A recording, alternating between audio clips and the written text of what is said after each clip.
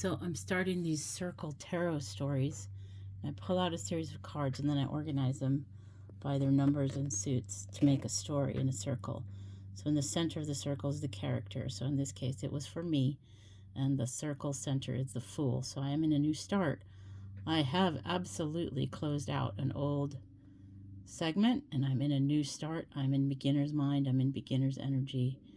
And I have a fresh path ahead of me. The Magician appears here, but it's the beginning and the end. So the Magician is the power of all the suits to create what needs to be created. And the first card to come out was the Three of Swords, which is pain and suffering. But I immediately realized it wasn't my Three of Swords. It was the Three of Swords of the world around me, that I see everyone suffering so much. And that people have come to me with their suffering, and there's been so much death and suffering around, and there's more to come.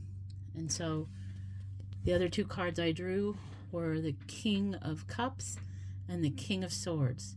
And this is related to my own life. I was born with King of Swords energy. I was born with the ability to take action in the moment in response to things.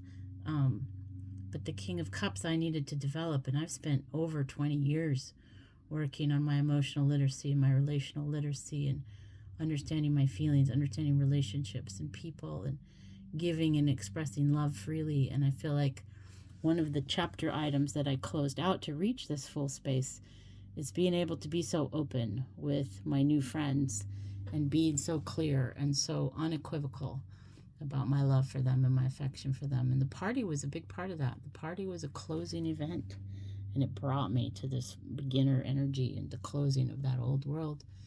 And these two together, the King of Swords and the King of Cups, are the linchpins of temperance, which is me, which is Sagittarius. And when I first drew these three expansion cards, I was trying to figure out how I'm supposed to heal anybody, because I don't think of myself as a healer. I think of myself as a teacher or a supporter or somebody who can help people with my King of Wands energy that I've always had since I was a little kid. But now I see that with the development of my emotional literacy, my relational literacy, I've really fulfilled this temperance aspect of my true Sagittarius nature. And that makes me able to heal and bring people to a place of peace within their pain. And that's the other thing that I've been doing with my Cancer journey, is finding a place of peace within my pain. And then the Six of Pentacles. So the rest of my reading seems to all be very focused on Pentacles. Six of Pentacles, Seven of Pentacles, Eight of Pentacles.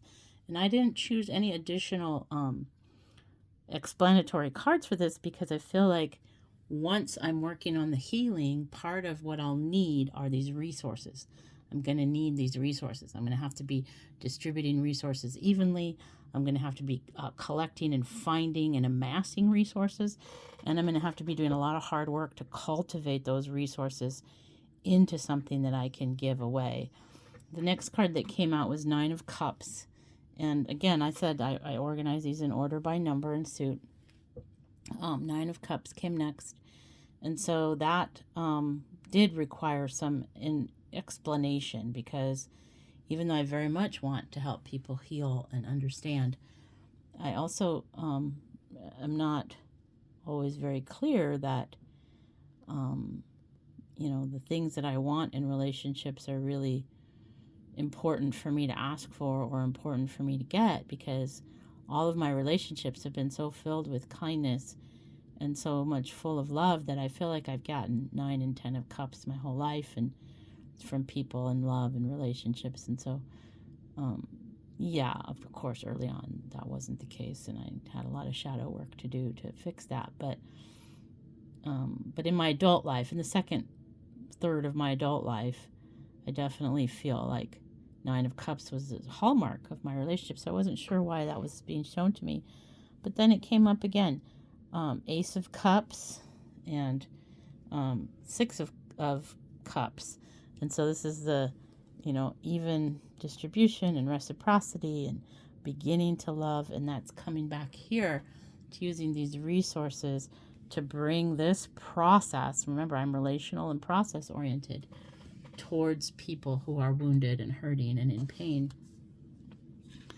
And then the Knight of Wands is all about communication, action, fast forward movement, taking the steps, seizing the day. And so that is what I can do right away, even before the resources are all amassed.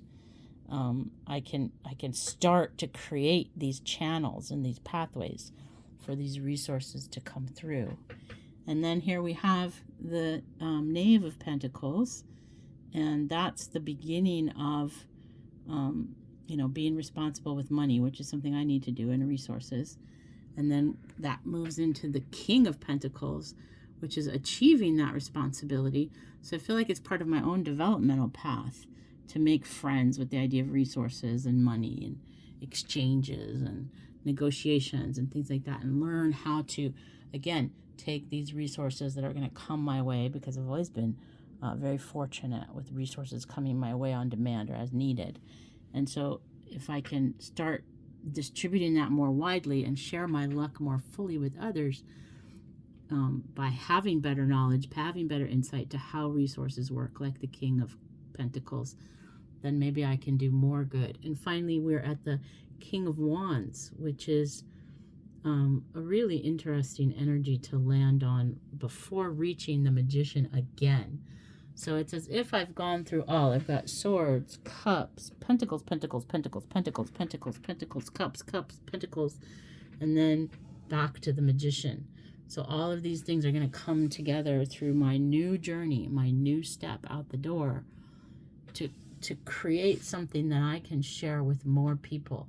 Because I've come through this process. I've gone through the Three of Swords, and I have used all of these things and developed all of these faculties, and I understand how all of these things came into my own personal life. And the book Life Sentence that I'm writing is part of that. So I think this is a beautiful, magical reading that tells me a story that I can use.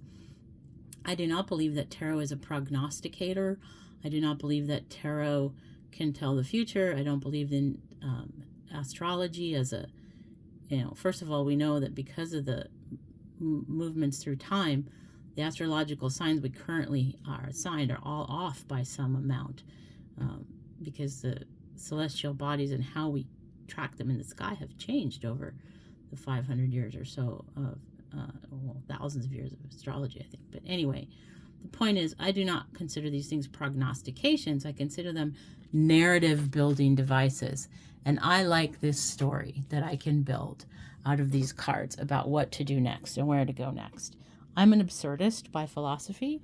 I believe that we don't know why we're here, and the fact that there's self-aware beings living in a place they don't understand and don't know why they're here, and are not given insights into that self-awareness, but only the choice to decide why we're here and make of it what we can with our own agency. And to me, tarot is a beautiful dip into the collective subconscious to pull out imagery and ideas and archetypes and iconography to illuminate processes and relationships, which is how this next age of humanity needs to move forward.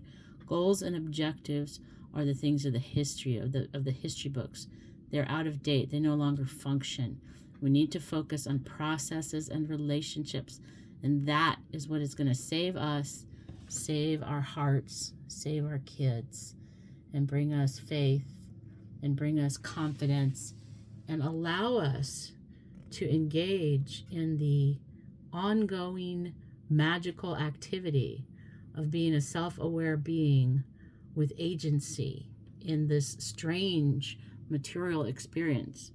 And I don't care what metaphors people like. I don't care what stories people want to tell themselves. I don't care what religions they hang on to, or metaphors from religious faiths that speak to them. I think those are all very beautiful and important narratives that people enjoy and need, and I have used them and needed and enjoyed them, and they've brought things to my life. But going forward, I really find that my interest in tarot has blended beautifully with my love of narrative and literature and how we process the stories that we tell ourselves. Everything is a story. Everything is a story. We live in a story. We are a story. The context of our lives is story. And tarot and astrology and personality systems theory and psychology and science, these are all beautiful, beautiful tools that help us understand ourselves and help us elaborate our story.